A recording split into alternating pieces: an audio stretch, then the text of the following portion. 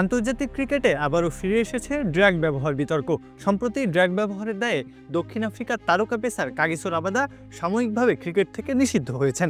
তবে রাবাদা একা নন, এর আগে অনেক কিংবদন্তি ক্রিকেটারই ড্রাগ ব্যবহার করে নিজেদের ক্যারিয়ারকে করেছেন কলঙ্কিত। রাবাদা চলতি আইপিএলে গুজরাট টাইটেন্সের হয়ে খেলেছিলেন, কিন্তু প্রথম 2 ম্যাচের পর ব্যক্তিগত কারণ দেখিয়ে নিজ দেশে ফিরে যান। এরপরই জানা যায় তার নিষিদ্ধের খবর। ক্রিকেট ইতিহাসে এমন ঘটনা এর আগেও ঘটেছে।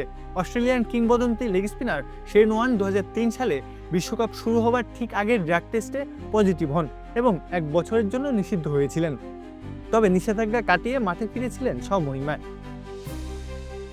পাকিস্তানের কিংবদন্তি পেসার ওয়াসিম আকরামও রয়েছেন এই তালিকায়। তার আত্মজীবনীতে স্বীকার করেছেন অবসর গ্রহণের পর তিনি কোকেন সেবনে জড়িয়ে পড়েছিলেন। তবে 2009 সালে তার স্ত্রী হুমা আকরামের মৃত্যুর পর তিনি তা বন্ধ করে দেন। সুস্বাদু বাদাম, তিল আর স্বাস্থ্যকর গ্লুকোজ সব মিলিয়ে প্রাণ পিনাট বার। প্রাণ পিনাট বার, স্মার্ট কিছু খাও। ভারতে ইউসুফ পাঠানও ডোপ টেস্টে ফেল করে 5 মাসের জন্য নিষিদ্ধ হয়েছিলেন। এছাড়াও পাকিস্তানের শোয়েব আখতার, মোহাম্মদ আসিফ, ইংল্যান্ডের ইয়ান বোথাম, দক্ষিণ আফ্রিকার হার্শেল গিবস সহ অনেক বড় নামও কোনো না কোনোভাবে ড্রাগ বিতর্কে জড়িয়েছেন।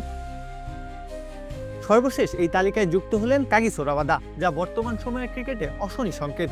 শুধু তাই নয়, তরুণ প্রজন্মের জন্য এ ধরনের কার্যক্রম দিয়ে রাখলেও ভুল বার্তা। প্রত্যয় হক কাব্য, খেলা 71।